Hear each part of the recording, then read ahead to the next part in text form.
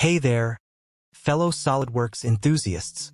Welcome to our tutorial on 3D mechanical design.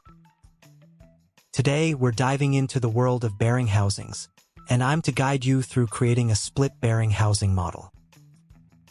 In this tutorial, we'll be working with a bearing that's 120 millimeters in diameter and 29 millimeters wide. We'll design both the upper and lower housing components.